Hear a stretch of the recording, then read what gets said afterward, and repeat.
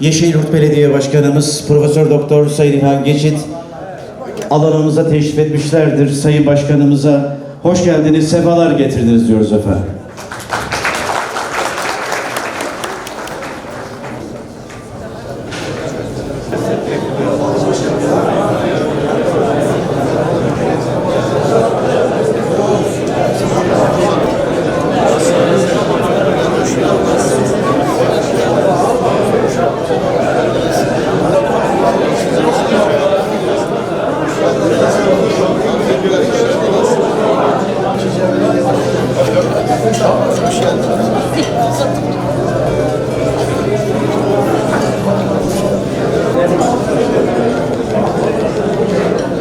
Saygıdeğer başkanları, yönetim kurulu üyeleri, Yeşilyurt Belediyesi Muhtarlık İşleri Müdürlüğümüz tarafından ailelerimizin temel direği olan babalarımızın Babalar Günü'nü kutlamak üzere Yeşilyurt Belediyesi Muhtarlık İşleri Müdürümüz bugün burada Babalar Günü vesilesiyle düzenlediğimiz bu anlamlı programda sizlerle bir arada olmaktan büyük mutluluk duyuyoruz.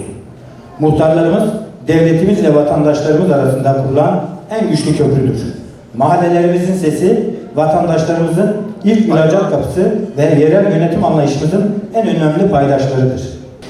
Gece gündüz demeden, mesai kavramı gözetmeden mahallelerine hizmet eden muhtarlarımız aslında büyük bir fedakarlığın da temsilcisidir. Ancak biliyoruz ki bu fedakarlık yalnızca muhtarlarımızın değil, aynı zamanda onların ailelerinin de ortak fedakarlığıdır. Özellikle değerli eşleri kimi zaman bir telefonun, kimi zaman bir ziyaretin, kimi zaman da vatandaşların talebiyle geçen yoğun bir temponun en yakın şahididir. Bu gece gerçekleşmesinde ayrıca emeği bulunan muhtarlık hizmetleri personeline Elif, İsa, Salih, Serkan, Süleyman, Sefa, Gülsen'e de çok teşekkür ediyorum. Hayatımıza yön veren kahraman muhtarlarımız ve babalarımızı saygıyla anıyorum. Çok teşekkür ediyorum. Kıymetli Hazirun, Babalar Günü vesilesiyle bir araya gelmiş bulunuyoruz. Öncelikli olarak Babalar Gününüzü kutluyorum. Şuradaki yazıya baktım da diyor ki evet, babalarımız kahraman, yani kahraman babalarımız. Tabi annelerimizi de unutmayalım, bir muhtarımızın bahsettiği gibi annelerimiz de fedakar annelerimiz.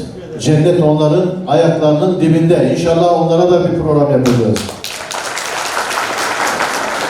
Şimdi ortamda biraz sıcaklık da var. Ben sözü çok uzatmadan biraz muhtarın önemine değinmek istiyorum. Kıymetli muhtarlarım. Tabii ki muhtar köyün veya mahallenin yani işiten kulağı, tabiri caizse her türlü derdi duyan ilk kişi. Muhtar olmadan yönetim mekanizması olamaz. Biz muhtarları yönetim içerisinde paydaşlarımız olarak görüyoruz. Onları önemsiyoruz. Onlara da söz verdiğimiz gibi sürekli onlarla görüşüyoruz. Hatırlarsanız biz 31 Mart öncesi ne demiştik? Göreve geldiğimizde muhtarlar bizden randevu almadan görüşecek demiştik. Bunu büyük oranda başardığımızı düşünüyorum. Belki zaman zaman aksamalar olabilir. Ben özellikle özel kalem müdürümüze şunu hep söylüyorum. Bir muhtar acil dediğinde o gün benimle görüşecek. Randevu ola ki isterse de en geç 48 saat içinde benimle buluşturacaksınız. Biz sizi önemsiyoruz. Çünkü siz sahadaki insanlarsınız. Sahayı bize an be an yansıtan kişilersiniz. Ben bu anlamda sizlerin Babalar Günü'nü kutluyorum. Davete icabet ettiğiniz için de sizlere teşekkür ediyorum. Hizmet noktasında da şunu söylemek istiyorum arkadaşlar. Yaptığımız programa lütfen biraz tabi sadık kalalım. Ama acil işleriniz varsa bunları da lütfen bize getirin, çözelim. Kapımız size bu anlamda açık. Ayrıca bu etkinliğe renk katan Grup Şantiye'ye de teşekkürlerimi sunuyorum. Talas Belediye Başkanımıza da bu hizmeti bize sunduğu için ona ayrıca teşekkür ediyorum, saygılar sunuyorum. Evet, çok teşekkür ediyoruz ve değerli misafirlerimiz Yeşilyurt Belediye Başkanımız Teşekkürler başkanım. Evet, çok teşekkür ederim. Sizin için özel bir program hazırladı arkadaşlarımız. Ben de birazdan sahnede olacağım. Bize ev sahipliği için bu Malatya'ya birçok arkadaşımızın ilk gelişi oldu. Muhtarlık İşleri Müdürlüğümüze, tüm ekibine teşekkür ediyoruz. Konusu profesyonellere taş çıkaracak düzeyde bir müzik icra ettiler. Solistlerine, tek tek sanat icracılarına ve özellikle Başkan Yardımcımız Erman Bey'e hepsine teşekkür ediyorum.